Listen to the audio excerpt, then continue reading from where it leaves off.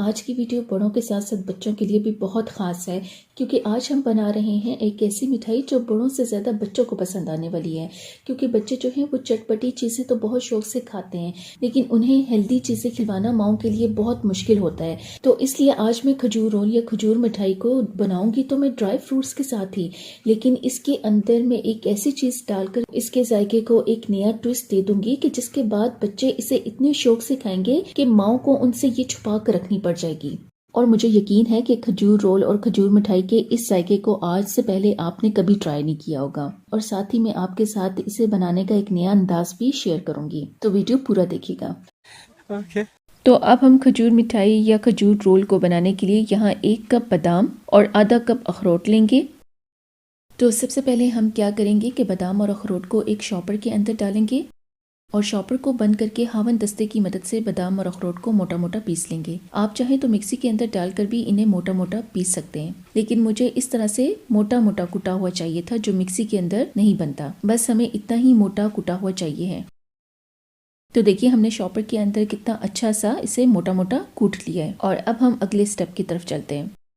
अच्छा, यहाँ मैंने एक पैन के अंदर 1 चम्मच मक्खन ऐड किया है। अगर आपके पास मक्खन नहीं तो आप देसी घी भी इस्तेमाल कर सकते हैं। और लो फ्लेम पर मक्खन या देसी घी को मेल्ट करेंगे। मक्खन मेल्ट होने के बाद अब हम इसमें कुटे हुए अखरोट और बादाम ऐड करेंगे। अच्छा, खजूर की मिठाई या खजूर रोल में जो भी आप कह लें, हमें बिल्कुल पाउडर अखरोट और बादाम नहीं चाहिए होते हैं। अगर आप इन्हें मोटा मोटा दरदरा सा कुटेंगे ना तो ये खाते वक्त बहुत क्रंची सा बहुत अच्छे लगेंगे। और अब हम इन्हें 1 से 1.5 मिनट के लिए लो फ्लेम पर रोस्ट करेंगे। और रोस्ट करने से इनका टेस्ट बहुत अच्छा आएगा, थोड़ा क्रंची टेस्ट आ जाता है जो खाने में बहुत अच्छा लगता है। हमने इनको ब्राउन नहीं करना, बस थोड़ा सा क्रिस्प हो जाए इतना ही हमने इसको भून लेना है। बस कुछ ही देर में जब ये हल्के से क्रिस्प हो जाए तो गैस का फ्लेम हमने कम कर देना है और इनको एक बर्तन में निकाल लेना है। अब इसी पैन के अंदर 1 चम्मच मक्खन या देसी घी जो भी आपके पास अवेलेबल हो दोबारा से ऐड करना है। अच्छा, मक्खन मेल्ट होने के बाद हम इस पैन में आधा कप मूंगफली, 2 खाने के चम्मच क्रश किया हुआ नारियल और 2 खाने के चम्मच सफ़ेद तिल शामिल करेंगे। अच्छा, आपको जो भी ड्राई फ्रूट्स पसंद है ना, आप वो इसमें ऐड कर सकते हैं और अपनी पसंद के ड्राई फ्रूट की मिकदार को भी कम या ज़्यादा कर सकते हैं। और अब हमने इन तमाम चीज़ों को लो फ्लेम पर हल्का सा पका लेना है। इन सभी का कलर हमने चेंज नहीं करना, बस इनका मॉइस्चर जो है वो निकल जाना चाहिए। कोई भी चीज़ जिसका मॉइस्चर निकल जाए तो उसके बाद फिर वो काफ़ी दिनों तक ख़राब नहीं होता। अब ये हल्के से रोस्ट होकर तैयार हो चुके हैं और इन सभी की बहुत अच्छी सी खुशबू भी आने लगी है। इससे ज़्यादा हमने इन चीज़ों को रोस्ट नहीं करना, वरना क्रश किया हुआ जो नारियल है वो जल जाएगा, क्योंकि अगर इनका कलर चेंज हो गया तो टेस्ट ख़राब हो जाएगा। और अब हम इनको प्लेट में निकाल लेंगे।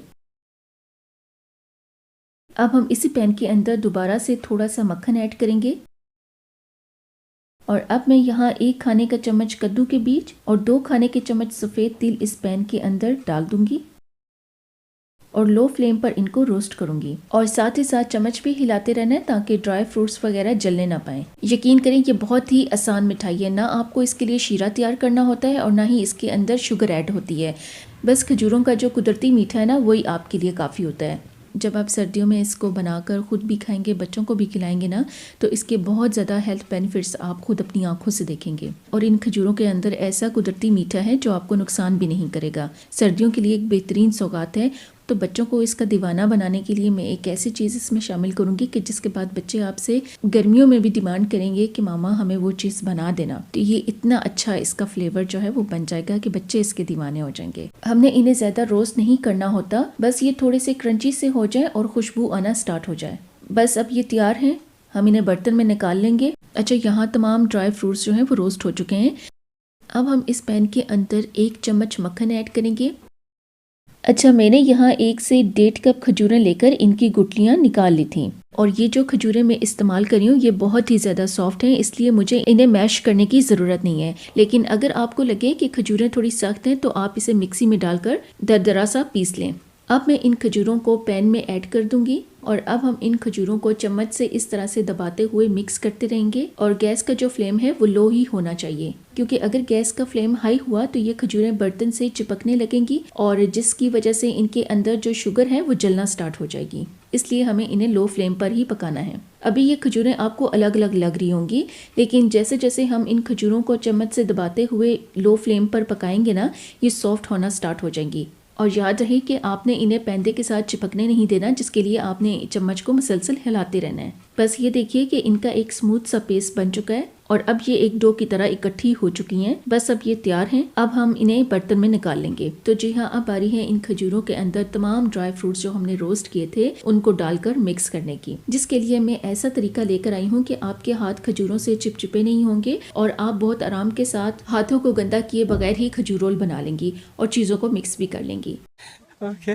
तो इसके लिए हमें एक अदद शॉपर चाहिए। आप कोई सा भी शॉपर ले सकते हैं। बेहतर होगा कि आप एक ऐसा शॉपर लें जिसकी दोनों साइड्स और नीचे के दोनों कॉर्नर्स जो हैं वो सीधे हों। अब हम इस शॉपर को खोलकर इसके अंदर तमाम रोस्ट किए हुए ड्राई फ्रूट्स डालेंगे